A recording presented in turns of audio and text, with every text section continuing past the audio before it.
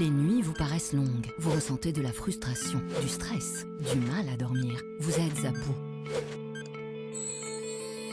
Détendez-vous.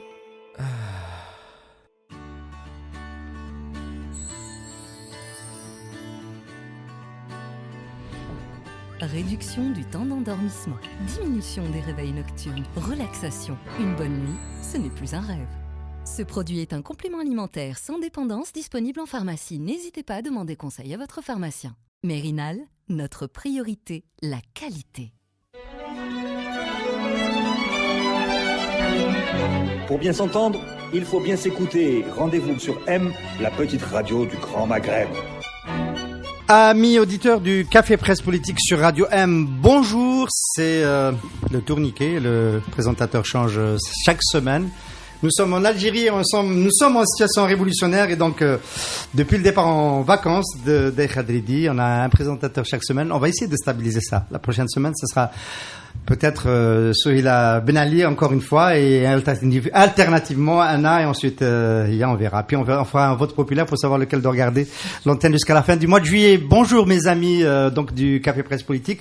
Aujourd'hui de retour avec nous Hassan Mouali. Hassan, bonjour. Bonjour Hassan, un plaisir. Deux activistes et deux acteurs de la société politique et de la société civile et deux journalistes, vous allez comprendre pourquoi. Ammar Ingrachen, je continue avec les journalistes. Bonjour. Bonjour. De retour avec d'un long séjour parisien pour un travail académique. Tout à fait. Oui. Bravo, félicitations. Merci. Ça n'a pas de rapport avec le départ de Khadridi, évidemment. non, pas du tout. Et puis, deux acteurs de la société politique, je disais.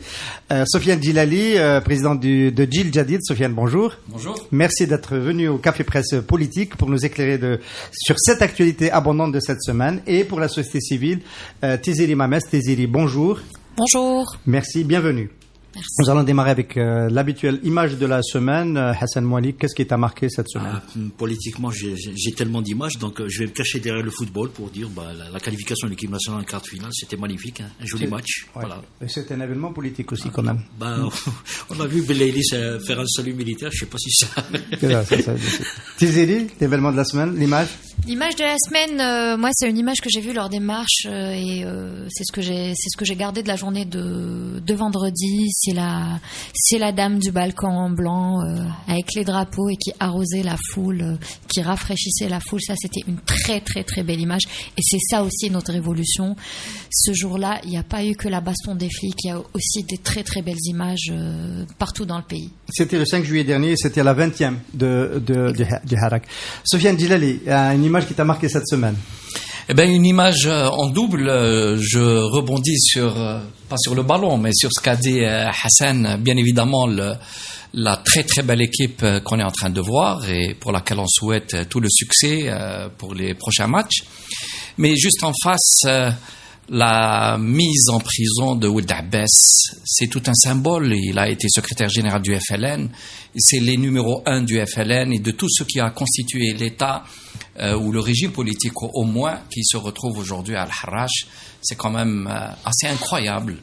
Oui, on n'est pas au bout des choses incroyables que nous avons vues depuis quelques mois. Ammar Ingrachen. C'est l'annonce par Maître Saleh Debbouz de sa décision d'entamer une grève de la faim. Ça m'a marqué parce que il y a quelques semaines, on a perdu un ami, Kamaldin Frar, suite à une longue grève de la faim. J'ai peur que la même chose arrive à Saleh Debbouz. Ça me marque d'autant plus que je suis en train de lire un livre d'un auteur algérien établi à Aix-en-Provence sur la grève de la faim, Ahmed Zitouni. Le livre, c'est une difficile fin de mois. Mois sans S. Mois. Oui, voilà. Oui. Ça me choque un peu. Maître Saleh Debbouz qu'on a reçu donc le soir de l'annonce du décès de Kamaldin Frar et qui nous avait expliqué qu'il lui-même était aussi sous contrôle du policier, sous contrôle judiciaire, qui devait émarger 3 fois par semaine à Ardaya, ce qui l'empêchait de travailler. Il devait descendre 3 fois par semaine d'Alger où il réside à Ardaya pour montrer qu'il était toujours en Algérie. Et c'est essentiellement contre cette mesure qu'il a engagé ce mouvement. Nous allons suivre de très près cette action et en espérant qu'elle n'ait pas besoin d'aller très loin. C'est effectivement extrêmement préoccupant compte tenu du contexte. Mesdames, Messieurs, est-ce que le discours de Ahmed Gaïd Salah, c'est aujourd'hui, on en parlera tout de suite après, du président de l'État, Abdelkader Ben Salah, constitue pour vous un événement suffisamment important, un tournant, une première ouverture dans la crise politique? Je rappelle, le 3 juillet dernier, le président de l'État a fait une offre de dialogue détaillée, ce qu'il avait évoqué quelques semaines auparavant, sans aller dans le détail. Cette fois-ci, il a été précis. Il a dit qu'il allait proposer des personnalités nationales pour conduire un dialogue national inclusif, mais dont il a arrêté l'agenda. C'est-à-dire, le dialogue national devait parler des élections présidentielles, mais en même temps, il a donné des possibilités pour que ce dialogue débouche sur des élections contrôlées, organisées par on va dire l'opposition et pas par l'État, puisque l'idée d'une organisation dédiée à une commission indépendante a été approuvée et certains détails ont même été donnés. Est-ce que cette proposition-là, y compris assortie par le fait que ce soit ce dialogue qui propose la date des élections, donc y compris les éléments d'agenda, ne sont plus tout à fait du fait entre guillemets régalien de l'État. Est-ce que vous considérez que c'est une ouverture sérieuse qui mérite qu'on se penche dessus, ou est-ce que vous pensez que c'est une manœuvre et on verrait éventuellement dans quelques minutes avec le discours d'Ahmed Gaïd Salah aujourd'hui si c'est le cas ou pas? Ouverture ou pas? Ammar. Moi, je pense que c'est un cadeau empoisonné, tout simplement. C'est vicieux, parce qu'en fait, d'abord, il conditionne, il limite les questions à soumettre au débat. La seule question qui peut être évoquée dans le cadre de ce dialogue, c'est l'organisation d'une élection. Et tu le soulignes bien, l'idée de mettre en place une instance indépendante qui va organiser, gérer tout le processus électoral. Moi, je pense que c'est pas sérieux du tout. D'abord parce qu'il limite donc les questions à aborder. Ensuite, il réduit l'idée de la démocratie que réclament des millions d'Algériens à la question des élections, alors qu'il suffit de prendre le plus banal manuel politique pour comprendre qu'une élection n'est qu'un instrument parmi d'autres d'exercice de la démocratie, et que la démocratie c'est bien plus que ça. Là, donc, ce que tu es en train de nous expliquer, c'est que Abdelkader Ben Salah ne s'est pas aligné complètement sur les revendications du mouvement populaire. Ça, on l'a bien compris. Mais est-ce que c'est pas quand même une ouverture? C'est pas une ouverture, puisque c'est lui-même qui fixe l'objet de la discussion. Il nous dit c'est l'élection présidentielle et la mise en place. Et le fait de désigner des personnalités indépendantes pour diriger le dialogue? Dialogue pour parler de la mise en place d'une instance c'est-à-dire tout le débat ne va tourner finalement qu'autour de l'élection et de son organisation. C'est pas sérieux quand on limite le débat politique à ces deux questions, l'élection et son organisation.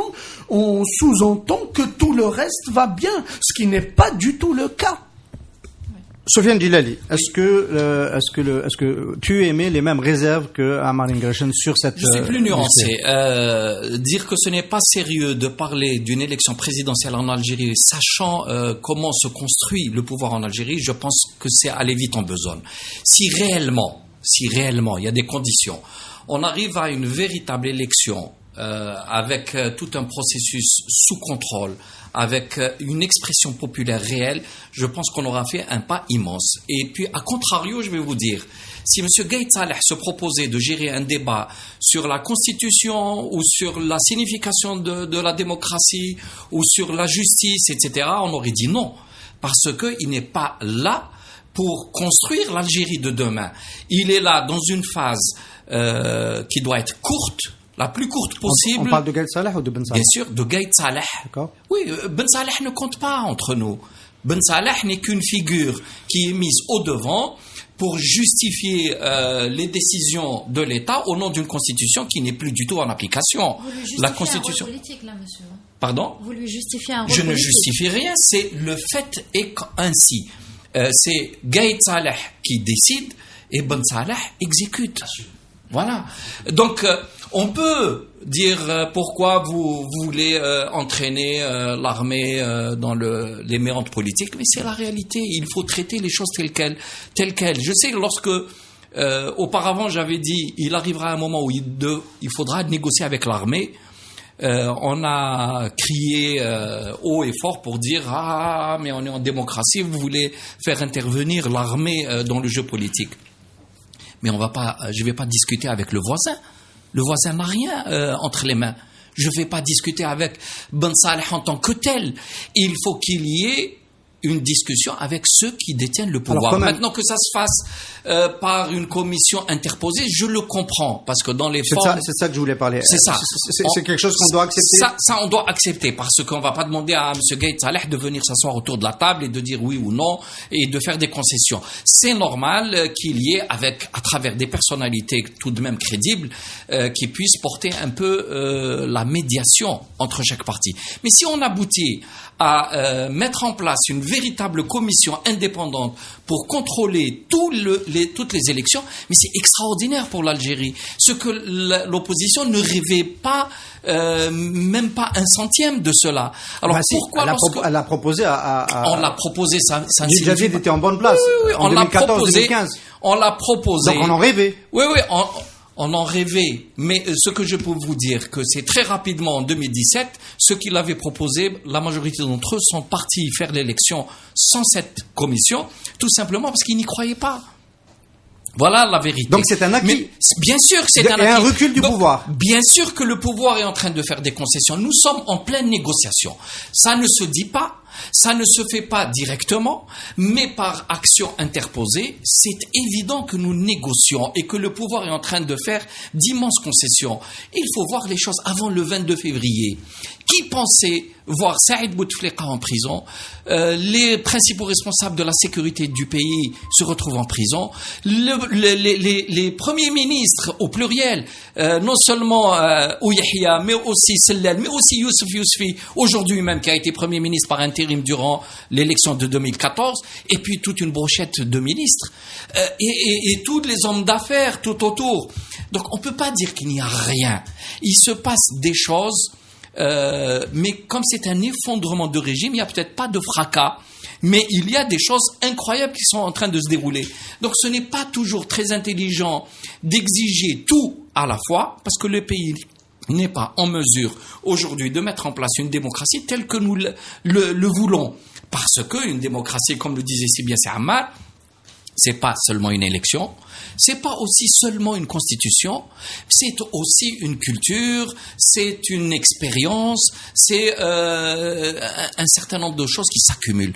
Et dans ce registre-là, l'Algérie est en train de faire des pas immenses. La société est mature, elle a tellement bien évolué qu'elle a mis en déconnexion un pouvoir qui est à la traîne, et on va aller forcément vers quelque chose de tout à fait nouveau dans les mois qui viennent. Juste une réplique, si tu permets. Je comprends qu'un homme politique essaye d'être un peu plus pragmatique. Je n'en suis pas un, c'est pas mon rôle. En fait, on est dans une situation révolutionnaire, et dans ce genre de situation, le plus normal, c'est qu'on n'essaye pas de grignoter de petits acquis. Le minimum, revendiquer l'abrogation de toutes les lois liberticides, je crois que ce n'est pas trop demandé, c'est le minimum. Aujourd'hui, si on va vers une élection, je vous assure que c'est le personnel, les résidus du système qui vont se recycler autrement. On va l'évoquer, 2 secondes, on va l'évoquer dans les contre-propositions que fait la classe politique, notamment à travers l'initiative du 6 janvier, mais aussi à travers le pôle de l'alternative démocratique et celui de la société civile. Justement, la société civile, Tiziri Mamès, tu es impliqué dans la conférence du 15 juin au titre du collectif pour le changement de la société civile pour le changement. Le verre à moitié plein ou le verre à moitié vide dans les propositions du président de l'État, parce qu'en fait c'est un peu de cela qu'il s'agit.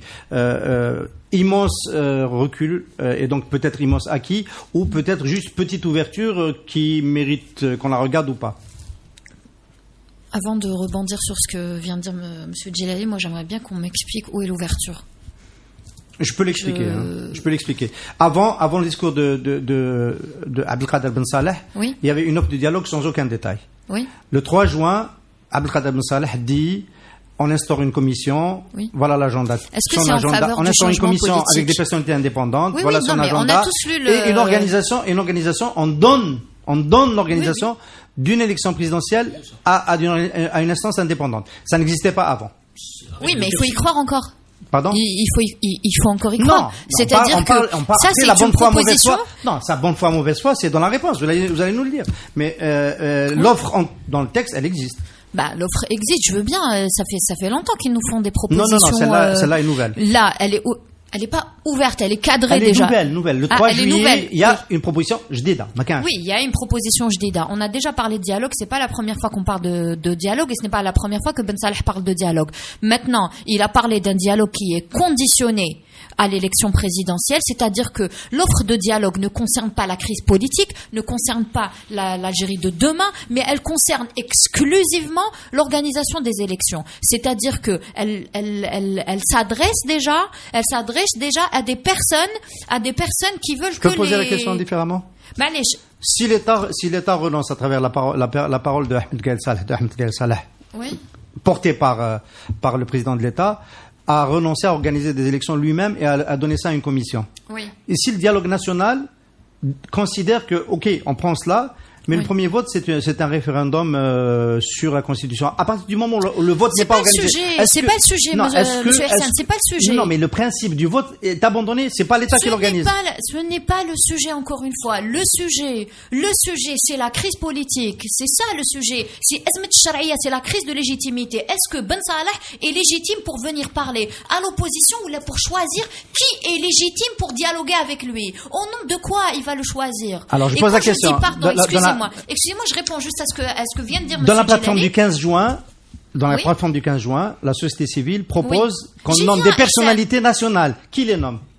Pour conduire la transition. On est dans le même processus. Qui les nomme? Oui, mais d'accord, j'y viens, Ihsan, mais laissons déjà l'opposition, laissons le Hirak s'organiser, laissons déjà les gens faire émerger les gens dont ils veulent, à qui ils veulent donner ce rôle-là de négociateur ou là de représentant ou là, mais ce n'est pas à Gaïd Saleh de venir dire, je vais discuter avec Flen ou là je vais discuter avec Flen, c'est lui qui est légitime et en plus, il n'a pas ça n'a pas de sens. Déjà, on résume tout le problème à l'élection et en plus le problème dans tout ça c'est que ça veut dire quelque part que les gens qui vont conduire la transition, ça reste le duo Gaïd Saleh, Ben Saleh, et ça c'est refusé. Déjà Ben Saleh est refusé par la rue. Bedoui et son gouvernement sont refusés par la rue. Alors bon, et si on dit qu'ils vont pas être impliqués dans l'organisation des élections, soit, mais ça reste le gouvernement. Et quand je dis à monsieur Djilali que vous lui reconnaissez un rôle politique, c'est même pas lui justifier ou lui reconnaître un rôle politique. Le rôle politique m'a demandé il l'a pris lui-même. Maintenant, quand on dit qu'il est là pour un moment, il faut qu'on fasse avec, ça veut dire que quelque part on a déclaré que la transition, c'est Gaïd Saleh qui l'a conduit. Alors, est-ce qu'on est en train de se battre justement pour le changement, pour qu'il y ait rupture, pour qu'on renouvelle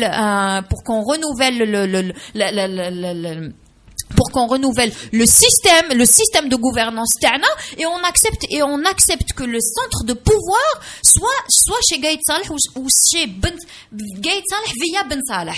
C'est aussi ça la question. Maintenant, je pense qu'il en a parlé assez des élections, pas élections. Ça sert à rien de revenir là-dessus. Mais je pense aussi que c'est vraiment dangereux de revenir sur le départ de Ben Saleh.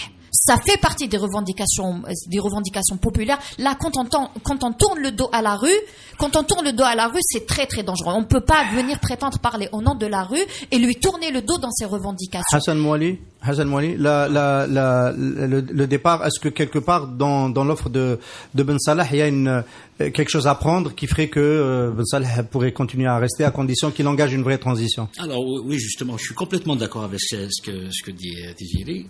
On doit commencer d'abord qu'aujourd'hui, mercredi, donc on est quelle date? On est le 11.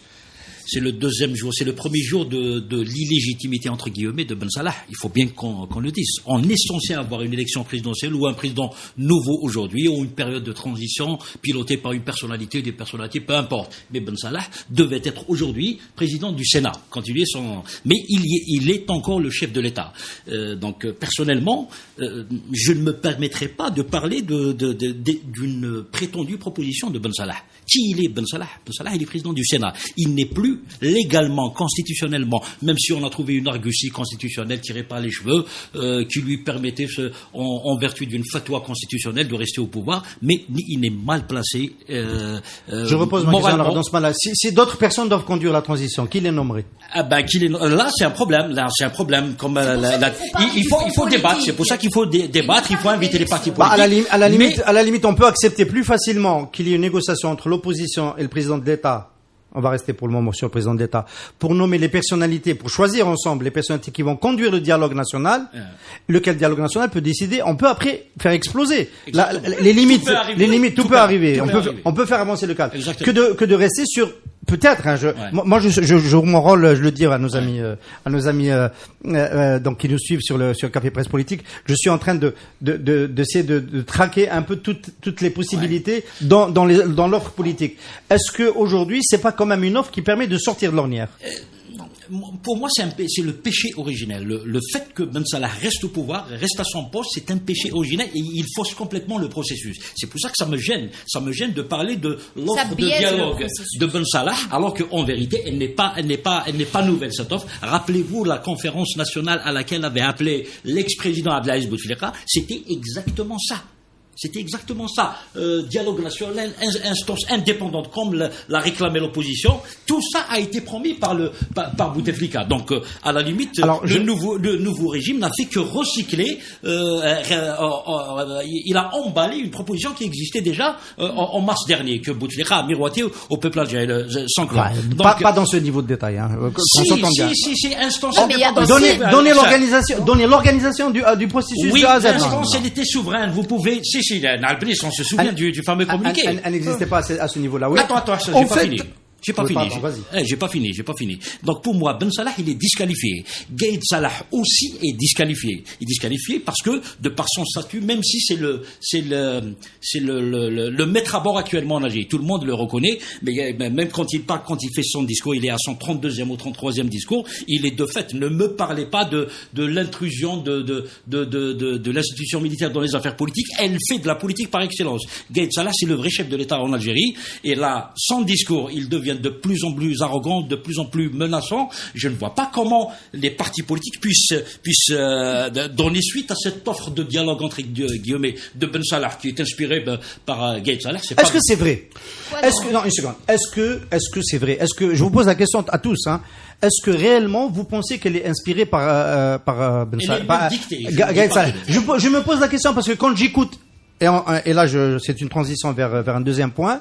Quand j'écoute le discours de Gaïd Salah aujourd'hui, moi j'ai le sentiment qu'il a télescopé dans une grande partie la tonalité du discours du président de l'État, parce que lui, il est extrêmement menaçant, et lui, il traite le mouvement populaire par le mépris, et il considère que ceux qui exigent des conditions des élections transparentes sont contre le pays, qui sont manipulés de l'extérieur, autant d'éléments de langage qui n'existent pas chez le président de l'État. Est-ce que, question directe, est-ce qu'on n'est pas dans une situation où il commence à avoir dans le système deux pôles qui s'expriment, même s'il y en a un qui est plus puissant que l'autre, l'un qui est va en guerre, Ahmed Gaïd Salah, et qui a peut-être envie de rester à la tête du pays, et l'autre qui veut une sortie qui serait incarnée par... C'est un savant partage des rôles, et c'est Gaïd Salah qui partage les rôles. Un partage des rôles. Je voudrais l'avis, une seconde du politique sur le plateau. Non, il n'y a pas de doute que c'est l'institution militaire, au-delà de Gaïd Salah lui-même, qui est en train de diriger le pays. Il n'y a pas de doute là-dessus, et il n'y a pas une autre façon de faire. Moi, j'entends bien ce que disent les uns et les autres. Il y a un idéal, on a une idée de ce que doit être l'état de droit, etc. Mais nous sommes devant une réalité. Et la réalité, il faut la traiter telle qu'elle est. Que Ben Salah ne soit pas légitime, il n'y a pas de doute. Et que la constitution actuelle ne s'applique pas, il n'y a pas de doute. On l'a dit depuis longtemps, nous sommes en dehors des dispositions de la Constitution et l'article 102 ne pouvait rien résoudre. Nous sommes dans une crise de système. Et pour sortir de ce système, il faut bien qu'à un moment donné, on ait la première marche.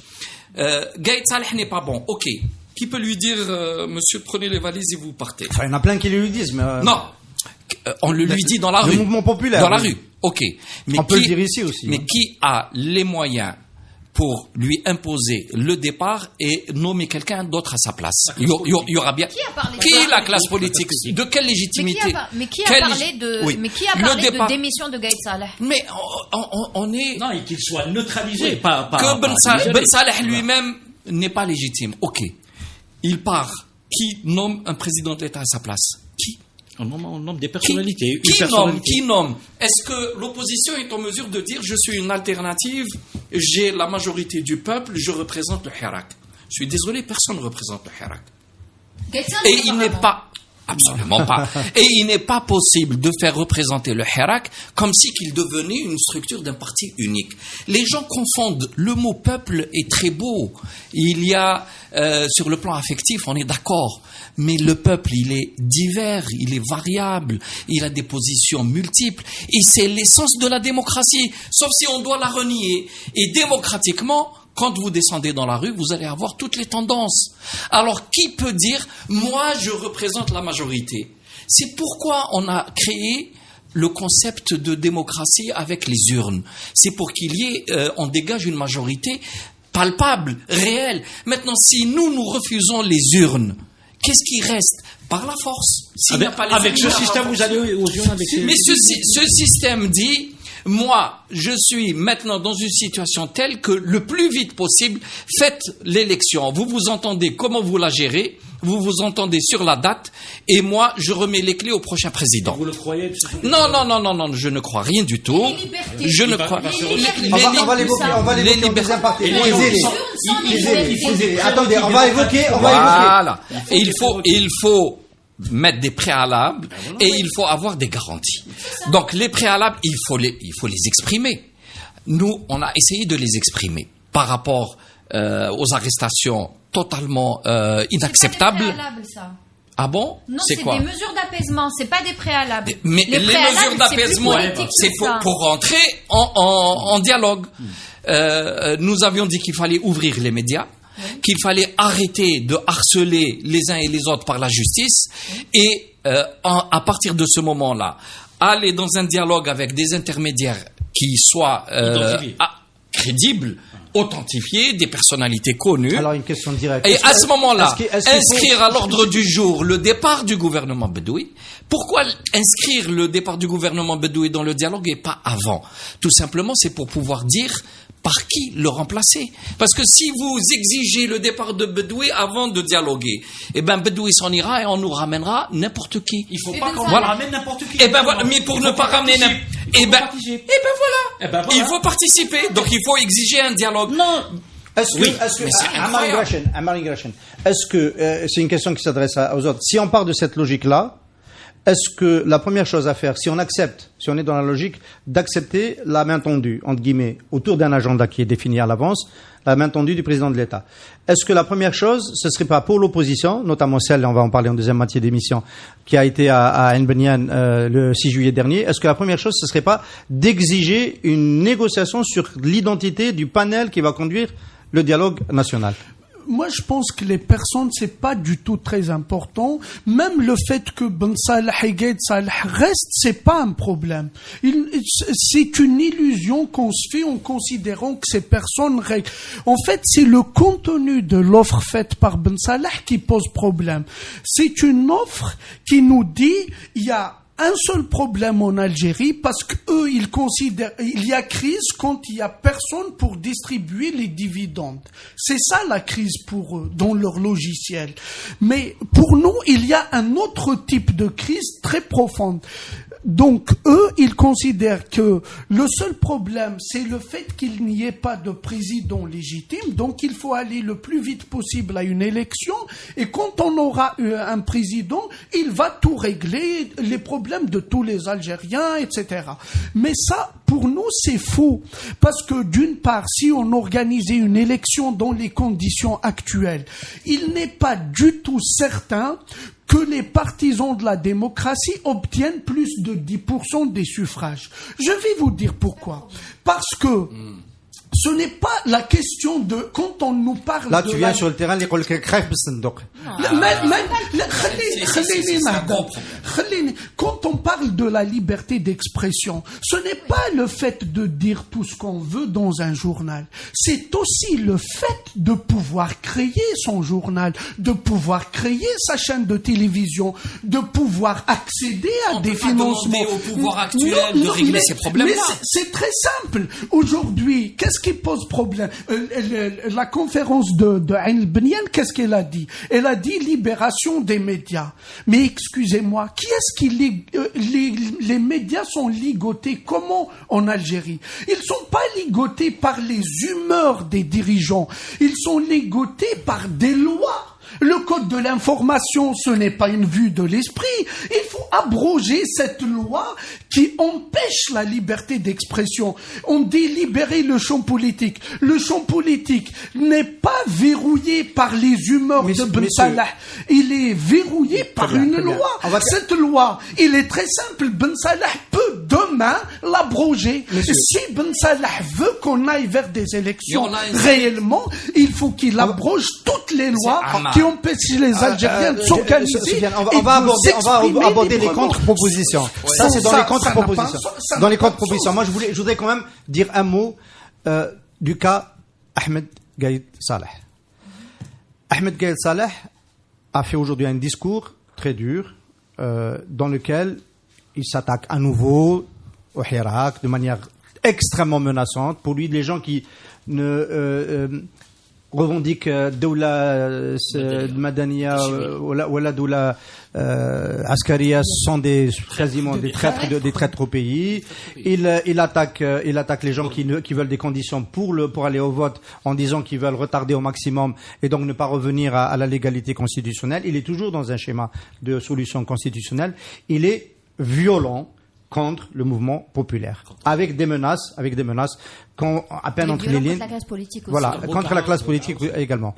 Alors, je vous pose directement la question est-ce que Ahmed Gaïd Saleh n'a pas des velléités putschistes de rester à la tête du pays? Parce que quand on observe un peu sa démarche, on n'a pas le sentiment que c'est quelqu'un qui a envie que les élections se tiennent. Parce que s'il a envie que les élections se tiennent, il doit dépassionner le climat, il doit aller un petit peu dans le sens, un peu dans la façon dont parle Ben Salah, c'est-à-dire tendre la main. Mais après on verra, mais faire qu'un pas. Il y a absolument rien de tout cela. J'ajoute en plus, il a condamné à l'avance les gens qui ont été arrêtés. Et voilà. Pour moi, j'assume ce que je dis. C'est un discours fascisant. Voilà, c'est un discours qui menace. C'est le pronunciamento. Et on peut se poser la question. Lui, il dit qu'il n'est pas intéressé par le pouvoir.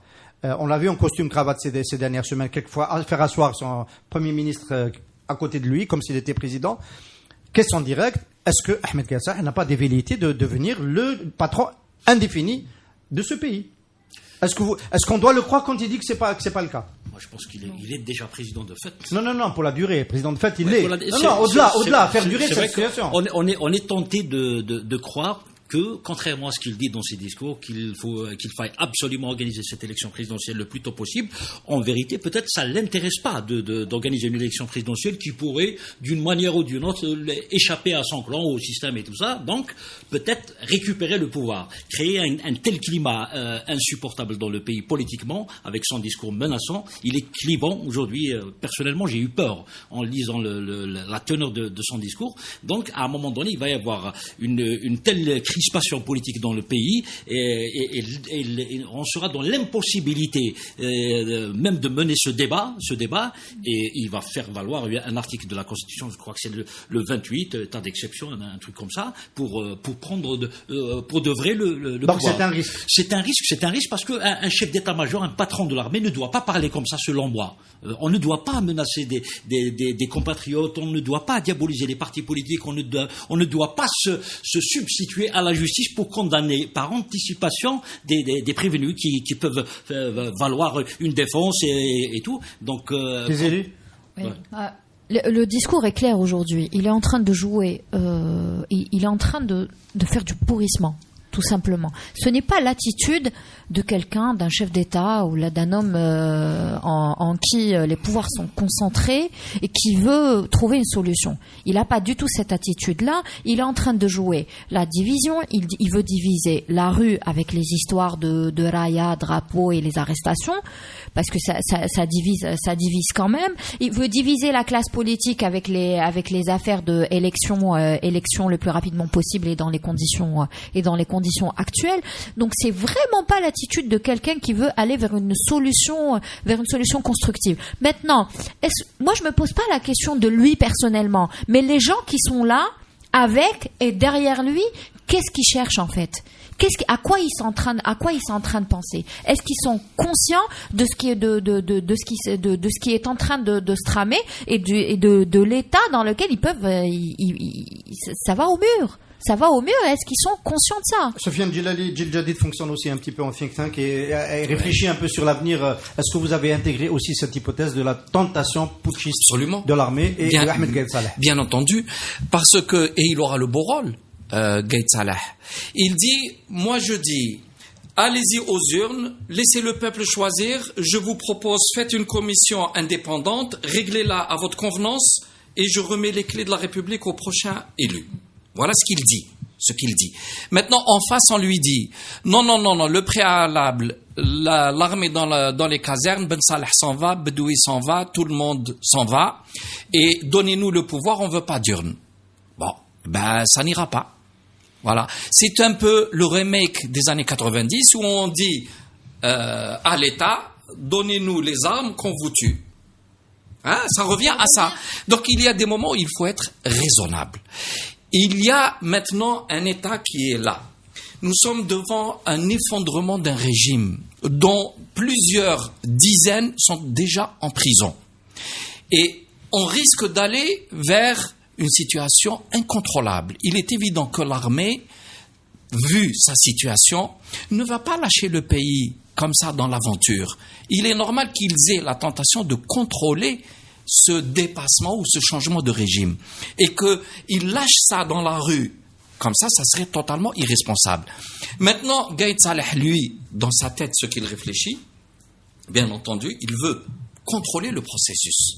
Et il a aussi un problème subjectif. Il veut finir sa carrière auréolé d'avoir fait ce que les prédécesseurs n'ont pas fait. Il a envie, très probablement... C'est-à-dire, il a cassé toute une mafiocratie qui vivait et suçait le sang du pays. Mais il était là, lui aussi. Bien entendu. Moi, je ne le défends absolument pas. C'est ça, son ambition politique, c'est celle-là ? Bien sûr. Je rappelle que après, dès le 22 février, lorsqu'on m'avait interrogé, j'ai dit que l'Algérie n'a pas besoin de Sisi et que le Gaïd devra partir également. Il a fait partie du régime de Bouteflika. Que maintenant, il est en train par lui-même de démanteler le régime Bouteflika. Moi, ça m'arrange. Mais à condition que ça ne dérape pas. Mais si en face, tout le monde va l'apostropher, le montrer du doigt et lui demander « allez-vous-en », quitte à ce qu'il s'en aille, mais il y aura bien un autre général à sa place. Et peut-être qu'on aura un bon Sisi à ce moment-là. Et donc vous ne considérez pas que le processus, le blocage, ce n'est pas à cause de lui? Non, lui, bien entendu, il fait pression sur le mouvement populaire. Le mouvement populaire ne l'intéresse pas. Et il bloque les accès de la ville, Alger en particulier. Il essaye par plusieurs subterfuges de diviser le mouvement populaire. C'est de bonne guerre, parce que lui, en subissant toute cette pression, il ne maîtrise pas le processus. Donc il a envie qu'il y ait moins de pression. Ça, c'est notre rôle. À nous de voir, est-ce qu'on a intérêt à lâcher la pression ou pas. Mais entre-temps, tant que la pression est là, c'est le moment de négocier. Si vous allez attendre 3 mois, 6 mois, je prends le pari qu'il n'y aura plus de pression dans la rue, il fera ce qu'il voudra et on sera en machine arrière. C'est le moment, et à ce moment-là, les gens se mordront les doigts. C'est le moment de négocier. On va négocier. Dans la deuxième moitié du Café Presse Politique, on est obligé de marquer une pause pour notre sponsor et on reprend sur le même sujet. Négocier, c'est l'entrée en lice des propositions, des contre-propositions, celle de la société politique, celle de la société civile. C'est la deuxième partie du Café Presse Politique. À tout de suite.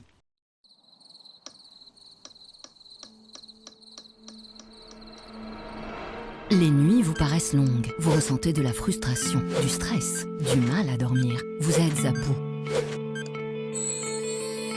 Détendez-vous.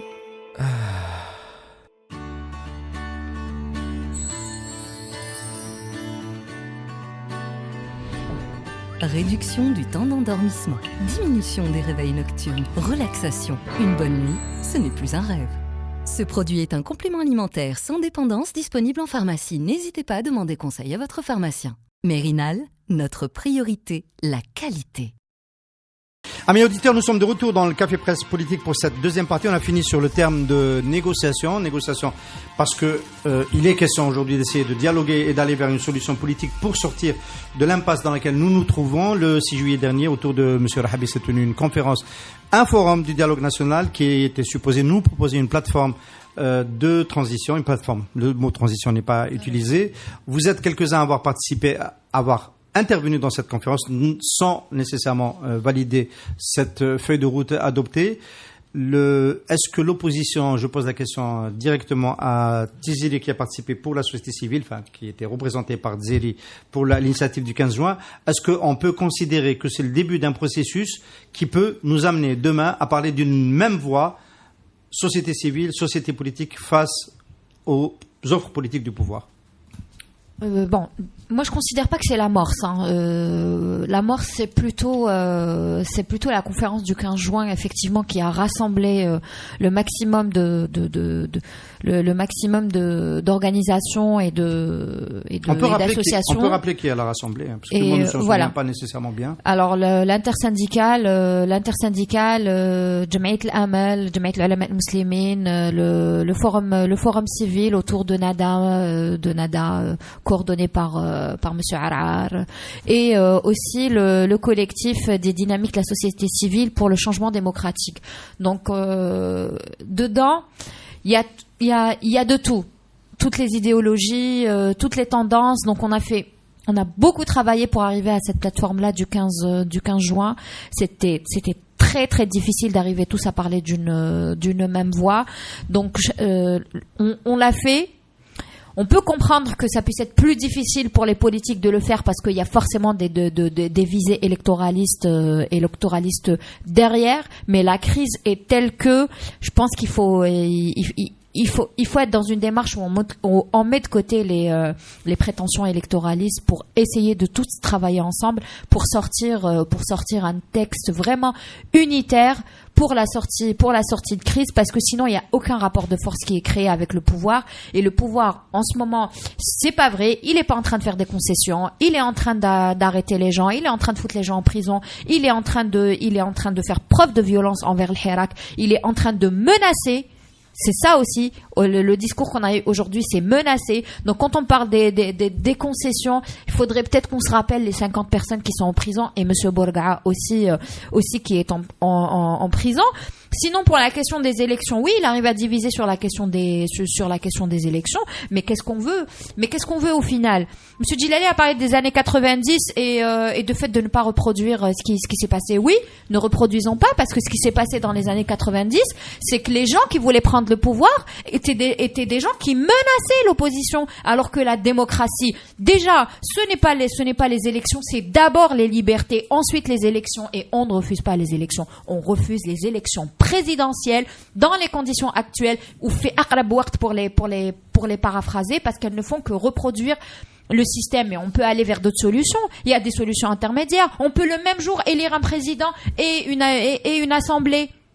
Le même jour, il y a d'autres solutions. Il faudrait permettre le débat, mais quand vous avez la force qui s'appuie sur les chars en face, qui vous dit que non, on peut parler que des élections, effectivement, il y a pas que des présidentielles, voilà, effectivement, il y a pas de démocratie qui va être possible. Il n'y a pas d'exercice. Il ne peut pas y avoir de démocratie quand on sait d'avance qu'avec ces messieurs, avec ce duo-là au pouvoir, on ne pourra pas avoir une opposition qui pourra exercer son droit d'opposition. Donc comment on peut aller aux élections avec ce régime, le reproduire alors qu'on sait d'avance qu'on va continuer à ne pas exister dans la scène politique plus tard? Juste la parole d'abord à ceux qui ont été à cette conférence et je te la redonne tout de suite derrière. Après, Djil Jadid a connu l'expérience de Zeralda, de Mazafran. Est-ce que c'est vrai que c'est plus difficile d'unir la classe politique, l'opposition sur une même feuille de route, ou est-ce que il y a quand même cette possibilité-là? Je rappelle que Djil Jadid était invité dans un premier temps dans l'initiative de l'alternance, de l'alternative démocratique. Et finalement, il n'a pas participé à l'événement du 26 juin. Et puis, il a été aussi invité au même titre dans l'autre initiative. Et vous avez intervenu pour le parti à cette occasion. Bon, juste pour la précision, concernant le groupe de l'Alternative démocratique, on avait été contacté par d'ailleurs le FFS, on en avait discuté longuement. Ils ont organisé une première rencontre à laquelle nous avions assisté. Le problème est que eux pensaient avoir une démarche, d'abord faire un appel à rassemblement et ensuite discuter le contenu. On leur a dit que c'était compliqué de commencer à faire un appel au niveau public pour qu'ensuite on risque de ne pas s'entendre sur la feuille de route et qu'il était préférable de commencer à discuter du fond et une fois qu'on voit qu'il y a une convergence, on peut rendre public. Bon, c'était pas leur choix, c'est leur droit. De ce fait, ils ont estimé que c'était pas la peine de nous inviter, j'imagine, pour le 26. Donc, on n'était pas invités pour le 26 juin. Sinon, vous auriez été. On aurait été sans problème. On va à toutes les invitations et je pense que c'est important dans cette phase-là de discuter et de voir toutes les solutions possibles. Et il vaut mieux que toute l'opposition politique, mais aussi la société civile. Et là, je salue le travail qui a été fait le 15 juin. C'est extrêmement compliqué de le faire et je ne vous cache pas si j'ai accepté l'invitation pour le 6 juillet, c'était parce que la société civile était présente. Donc mon souci n'était plus de travailler avec les partis politiques existants, mais au contraire que ce soit élargi. Maintenant, nous sommes dans une situation où les partis politiques ne valent que ce qu'ils ont pu construire. 20 ans de règne d'un régime absolument autocratique ne pouvaient pas permettre le développement d'une opposition sérieuse. Et on ne va pas le faire en 3 mois ni en 6 mois. C'est des processus lents et longs qui demandent du temps.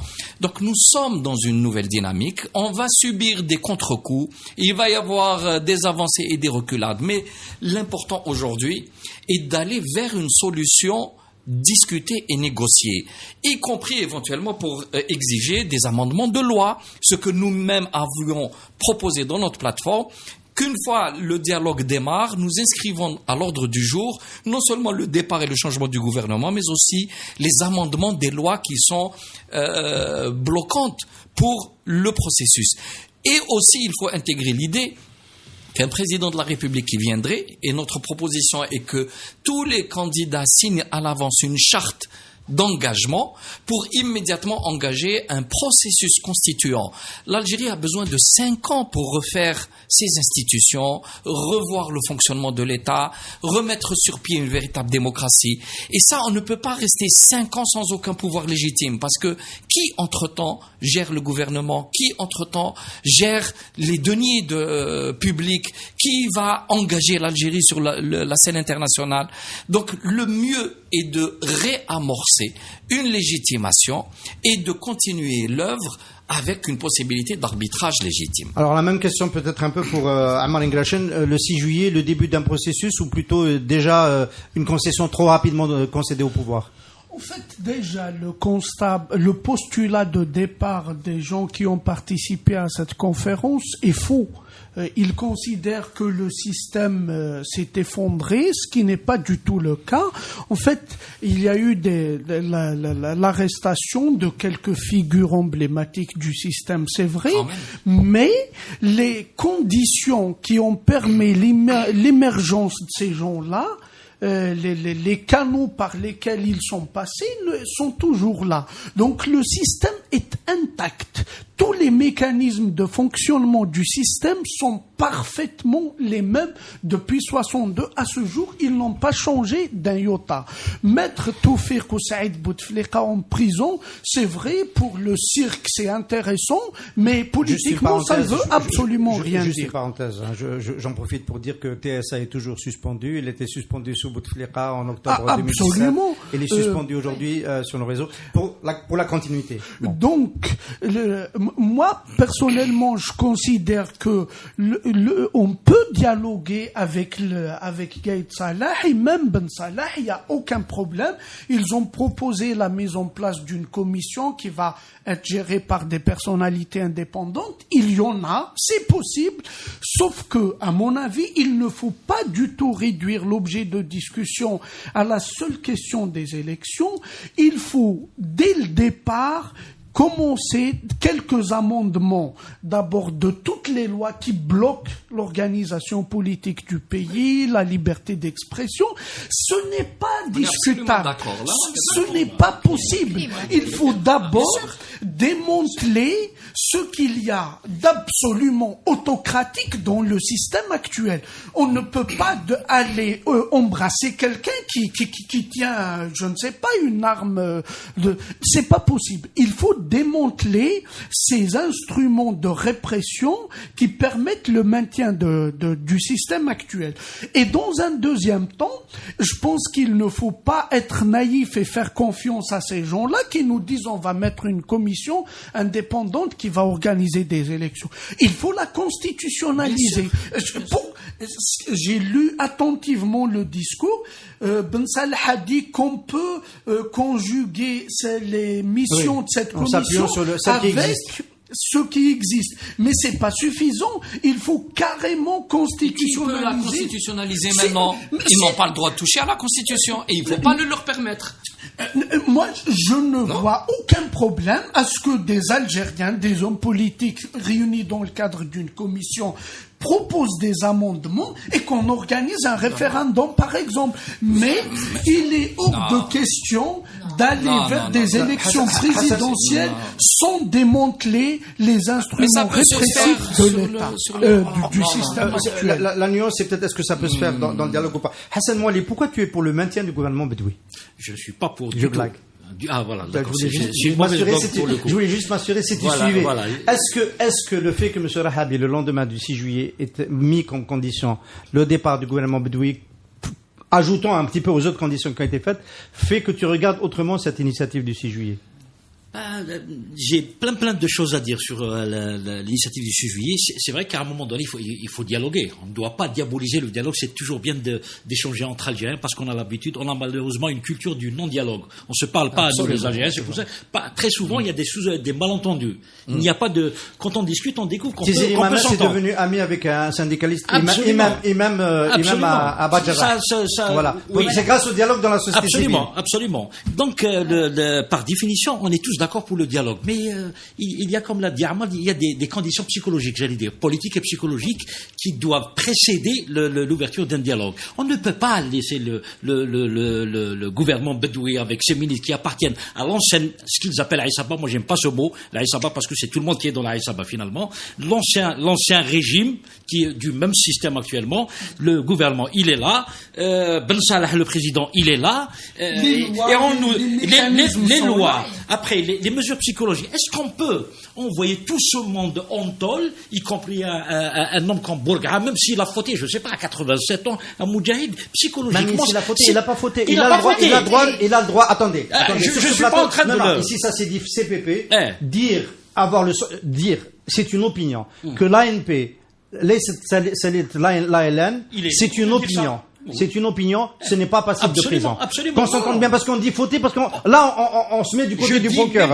Oui, mais il n'a pas fauté. Moi, je le condamne pas du tout. Je le condamne pas, je le soutiens, c'est clair. Il a parfaitement raison. Je le soutiens à fond, c'est juste une parenthèse. Et puis ces histoires de Raya, le drapeau amazigh, tu divises le pays, c'est gravissime ce qui se passe. Les arrestations, les interdictions, la fermeture des accès de la capitale, tout ça m'indique que ce pouvoir n'a aucune volonté d'emprunter une voie vertueuse. Bien au contraire. Soit Gaïd Salah, il veut être lui la solution, prendre le pouvoir. Je te pose quand même la question tout de suite, Hassan. Pardon? est-ce que c'est quand même pas le moment de dialoguer parce qu'on risque d'avoir un hirak, parce que je veux avancer un petit peu, qui baisse d'intensité durant l'été. Est-ce que c'est pas quand même maintenant qu'il faut dialoguer? Moi, je n'aime pas en dépit de tout ce que tu viens de dire. Moi, je n'aime pas négocier en position de faiblesse, de devoir être tenu de négocier. Non, c'est une négociation. D'abord, c'est pas un dialogue, c'est une négociation parce qu'il y a un pouvoir militaire. On doit bien le dire, même s'il y a une façade civile, il y a le peuple. Le peuple, c'est nous tous, c'est tout le monde. C'est tout le monde. Je suis désolé, c'est pas comme ça qu'on peut arriver l'Algérie vers une démocratie, une Algérie belle et rebelle, meilleure. Et tout ça, on est mal parti. Monsieur Gaïd Salah est en train de nous menacer. Ce n'est pas bien pour le pays. Et moi, personnellement, j'ai peur d'un basculement semblable à ce qu'on a vécu en 90. On a tous peur. Il doit pas jouer sur ça. C'est notre pays. C'est 5 semaines, c'est 5 mois maintenant de mobilisation pour enfin arriver à discuter avec Ben Salah, Bedoui. Je suis désolé. Un nouveau gouvernement. Mettez Sofiane Djilali Premier ministre, par exemple. Pourquoi c'est Bedoui? Je suis désolé. Changeons on va mettre Sellal en prison ou Yahya en prison. Supprime Bedoui. Bedoui, c'était le Premier ministre de Abdelaziz Bouteflika. Donc c'est ça. Les mesures psychologiques et politiques, le minimum, c'est-à-dire le minimum n'a pas été pris pour l'instant. On nous propose rien du tout que un dialogue. Pourquoi le dialogue? La finalité, c'est d'organiser une élection présidentielle dont les résultats sont connus d'avance. Ça va être le poulain de Gaïd Salah qui va passer président de la République. Je n'en veux pas. Et puis on va vivre avec des promesses, il va réformer, il va réformer. Mais ça fait depuis 62 qu'il nous promet. On veut des conditions d'émergence de nouveaux leaders politiques, d'une vraie démocratie à l'avance. Je vais vous poser une question. Est-ce que le mouvement populaire peut obtenir, dans les mois qui viennent, sachant qu'il y a le creux de l'été, je sais que je vais me faire, je plaide un petit peu quelque chose de pessimiste et peut-être que je vais être maltraité dans les commentaires sur YouTube. Est-ce qu'on peut obtenir plus dans les mois qui viennent que ce qu'on a obtenu jusqu'à maintenant? Donc, pour reposer la question, est-ce que le meilleur rapport de force, c'est pas maintenant que nous l'avons? Non, pas du tout. Maintenant, on n'est pas. Il faut d'abord construire le rapport de force pour aller en négociation. Ça, je pense que c'est une règle élémentaire dans les négociations. Et on mise sur quoi? Est-ce qu'il y en a qui misent sur l'effondrement du système? Il y a ce point de vue qui existe. Hein. Est-ce qu'on peut miser sur est-ce qu'on peut miser sur un effondrement complet du système? Non. Exemple, l'ANP, il y a eu la fuite. Acculer. Je vous pose une question directe. Il y a eu une fuite. On n'en a pas assez parlé, on va en parler dans les prochains jours. Il y a une fuite gravissime. Ahmed Gaïd Salah nous fait la leçon sur plein de choses, etc. Il n'est pas capable de contrôler ce qu'il dit dans un cercle réduit. Il y a une fuite qui est sortie d'une discussion qu'il a eue avec des officiers supérieurs. Oui. C'est bon, ça laisse supposer qu'il y a des divergences dans l'armée, parce que celui qui a sorti ça, c'est pas dans son intérêt. Est-ce que il n'y a pas dans la classe politique, dans les points de vue qui s'expriment aujourd'hui, est-ce qu'il n'y a pas aussi le calcul que le régime va s'effondrer complètement? Je pense qu'il faut continuer à acculer le système, à refuser toutes ces propositions, mais il ne faut pas être... À refuser toutes les propositions? Toutes les propositions vicieuses comme celle-là. C'est pas si sérieux. je peux avoir la parole. Oui, Sofiane. Juste un mot, mais il faut que l'opposition fasse des propositions sérieuses aussi. Sérieuses. On va écouter Sofiane et après on va finir avec un dernier tour de table. Le fond du problème est qu'il y a une rupture profonde de confiance. Le peuple en général, l'opposition, la société civile ne croient pas en ce pouvoir. Ça, c'est un grave problème. Maintenant, on est dans une phase extrêmement délicate. La tentative de la conférence du 6 juillet, après tout, c'était une rencontre entre partis d'opposition et société civile. Et vous avez remarqué une forme d'hystérisation contre ce dialogue-là. Il y a eu des confusions. Les gens ont pensé que c'était le dialogue avec le pouvoir. Ils ont tapé dans tous les sens. Ça, c'est pas sérieux. Ça, c'est pas bon, parce qu'il y a une forme d'invective totalement inutile. Donc, c'était un premier pas.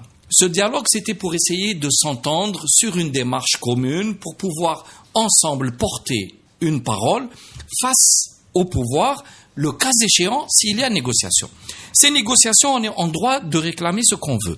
Des conditions de préparation psychologique, des préalables, élargir la discussion autour de tout ce qui peut toucher à l'élection, mais avoir à l'esprit tout de même qu'il s'agit de s'en sortir. Or, moi je suis d'avis, bien que Ammar n'est pas sur la même longueur d'onde, et que le régime politique s'est déjà effondré. Et qu'après le régime politique, il y a un risque d'effondrement de l'État lui-même. Parce qu'au final, c'est quoi l'État?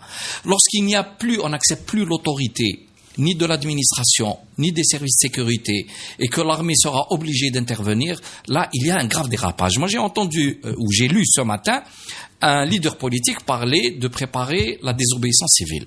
Et là, je peux vous assurer que ça pourrait déraper très très vite. C'est tendre la main à une intervention à ce moment-là de l'armée. Sofiane Djellali, la désobéissance civique, on l'a un peu envisagé, nous, dans Moatana, à un moment donné, pour empêcher le 5e mandat. Non, donc, mais ça dépend. Le même mot d'ordre peut conduire au même résultat. Ça dépend à quoi on veut aboutir.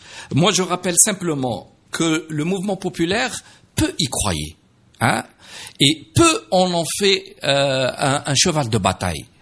Donc, si j'en parle aujourd'hui, c'est que moi, je m'étais permis, dès 2018, d'appeler à sortir dans le terrain lorsque personne ne voulait sortir. Et on l'a fait. On a assumé. Donc, une fois que le mouvement s'est déclenché, moi, c'est bien beau que beaucoup de gens viennent, se fassent applaudir. C'est très bon. Mais ensuite, travailler sur les excès, ça devient dangereux. Moi, je fais la part des choses entre un régime qu'il fallait coûte que coûte s'en débarrasser, et c'est en bonne partie fait, et un État qu'il ne faut pas totalement déstabiliser, sinon on va repasser à des situations gravissimes.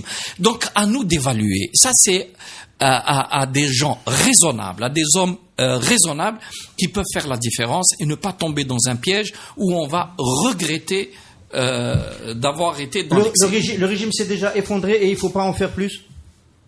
Pas du tout. C'est pas du tout ma lecture, et surtout tenir ce genre de propos, ça peut limite s'inspirer de. Je suis désolée, Sofiane, ça peut limite s'inspirer de ce qu'il a dit aujourd'hui, parce que là, tout de suite, on est en train de jeter l'anathème à tous les opposants et aux opposants radicaux qui eux veulent la rupture avec le système. Je pense que après. Tenir ce genre de discours, c'est un préalable à la justification de demain de le leader politique dont on parle ce matin. Il peut peut-être se faire arrêter demain, et aujourd'hui, on est en train de dire que son propos est grave quand il parle de désobéissance civile. Alors que entre vous, quand même, le dialogue, vous êtes quand même d'accord. On est d'accord qu'il faut dialoguer, mais les bien conditions, sûr qu'il faut dialoguer. Il faut déjà dialoguer entre nous, Ihsan. Il faut déjà dialoguer entre nous. Il faut déjà dialoguer avec toute l'opposition, non pas avec une feuille qui est déjà préparée, mais réunir tout le monde pour préparer une feuille. Pour aller tous défendre cette feuille-là. Et c'est ça qui a manqué le 6, et c'est pour ça qu'il y avait des absents le 6, que ce soit au niveau de la société politique ou de la société civile. Nous aussi, on a été participants, mais on n'a pas été partie prenante, tout simplement parce qu'on nous a pas associés lors de l'élaboration de cette feuille de route. On nous l'a exprimé clairement. Après, nous avons notre propre feuille de route. Peut-être que le groupe du 26, ils ont aussi leur propre vision, leur propre feuille de route, ou du moins ce que j'ai vu, c'est qu'ils ont juste posé les préalables et qu'ils n'ont pas parlé de feuille de route. Donc tout ça, je pense que tout ça se complète. L'initiative de la société civile, on a vu qu'il y a des mécanismes pour conduire une période de transition. Nous, on a acté pour une période de transition. C'était long, c'était houleux, mais on a acté pour une période de transition. Le groupe du 26, eux, ils ont plutôt parlé des préalables, ils n'ont pas du tout posé les mécanismes par contre, mais eux aussi, ils ont parlé d'une période de transition. Maintenant, ce qui manque chez les 6, c'est qu'ils, dans l'initiative du 6, c'est qu'ils n'ont pas parlé de période de transition, c'est que la période, ils évitent, ils ont peur, je ne sais pas dans quelle idée ils sont, mais ils ne parlent pas de période de transition. Ils sont dans une tactique. Ils sont dans un calcul tactique, mais ils parlent, pardon, Ihsan. Vous n'avez pas signé. Est-ce que c'est à cause de ces éléments? Non, c'est clair, on n'a pas participé à la rédaction. Oui. Parce que sur la démarche, vous êtes d'accord quand même. Parce absolument. Qu'il s'agit des présidentielles. Globalement, nous sommes sur la même longueur de Mais vous parlez de processus constituant dans votre. Absolument. Oui. Et je rappelle simplement que, grosso modo, la feuille de route qui aujourd'hui est au centre des discussions, on l'avait présentée le 10 février, le 10 mars, pardon. Voilà. J'étais à Zeralda pour la présentation. Oui. Alors, on va finir l'émission. On a débordé de 15 minutes. Tout le monde s'arrache les cheveux. Juste un mot. Moi, je pense très simplement que le document du 6, c'est une copie parfaite de ce qu'a dit Ben Salah. Sauf qu'on demande le départ du... Enfin, on demande. Les gens du 6 demandent le départ du gouvernement Bedoui. C'est pas important le départ de Bedoui. C'est un détail. C'est pas un détail. C'est le contenu. C'est le contenu qui importe le plus. Juste un petit mot. Moi, je suis pas d'accord quand on dit que le régime s'est effondré. Oui. Ou on voit de l'être, le régime est là. On Bien a sûr changé qu'il est là. des visages hideux, il y en a beaucoup. Aujourd'hui, on a assisté à l'élection, entre guillemets, d'un nouveau président de la PN. On a fait exprès de ne pas en parler au Café Presse Politique, c'est parce que pour nous, c'est devenu un non-événement. Pour moi, non, c'est un événement. Pour moi, c'est une transaction politique. Parce qu'il revenait de droit au parti majoritaire qui est le FLN et éventuellement, accessoirement au RND. Il échoue. Parce qu'ils sont. Non, mais j'ai pas de droit. C'est-à-dire du point de vue c'est vrai que le président de l'Assemblée. Moi, j'applaudis et j'espère que c'est le premier pas pour que le FLN soit mis au musée. Alors, il faut faire sortir le FLN et le neutraliser. Vous pensez vraiment que les gens du FLN ont décidé ça parce qu'ils voulaient Non. C'est pas eux qui ont décidé. On leur a demandé d'élire Monsieur Slimane Chene, qui est issu de PCMSP. C'est une transaction. Attendez, je finis. C'est une transaction. Il y a des partis politiques qui pouvoir veulent récupérer. Il faut dire qui est celui qui a été élu et pourquoi c'est quelque chose qui a du sens. Slimane Chene, c'est le président du parti El Bina El Watani, un ancien chargé de communication. Président du parti, député, Bina El Watani. Bina El Watani d'Ahmed Dan, c'est ça, d'Ahmed Dan, ancien secrétaire national de la communication du MSP de actuellement, c'est Ben Guerina. Voilà, Ben Guerina. Bon, c'est un jeune à la donc c'est une surprise politique. C'est une grande surprise, parce que c'est pas le FLN qui a hérité de cette fonction. Pour moi, ça confirme la feuille de route de Gaye Salah et Ben Salah.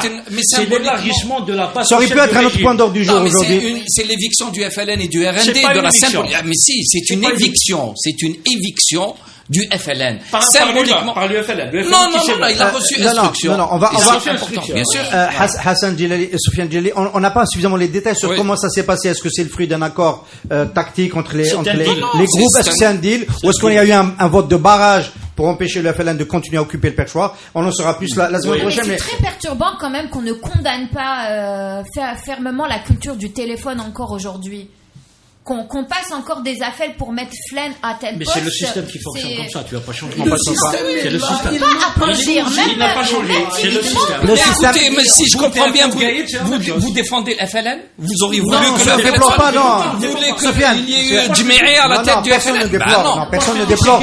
Personne ne déplore. C'est la lecture, on n'est pas d'accord sur la lecture. Mais si Gaïd évince le FLN et le RND, c'est bien. C'est un premier pas. C'est un message important que le FLN c'est fini et qu'il doit retourner, qu'il appartient au peuple et c'est fini pour lui la politique. C'est bon.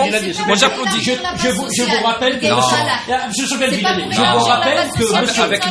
vous rappelle que Monsieur Sofiane Djellali, Monsieur Gaye Salah avait félicité Ahmad Saïdani quand il a été réélu à la tête du FLN. Et c'était la seule fois. Mais bien sûr. C'était l'époque bouteflérienne de Ahmed Gaye Salah et on arrête sur cela. Merci beaucoup mes amis et à la semaine prochaine. Comme ça.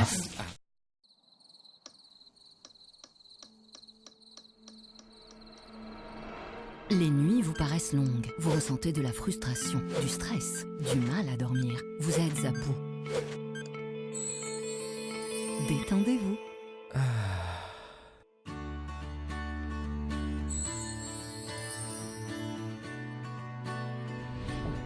Réduction du temps d'endormissement, diminution des réveils nocturnes, relaxation. Une bonne nuit, ce n'est plus un rêve.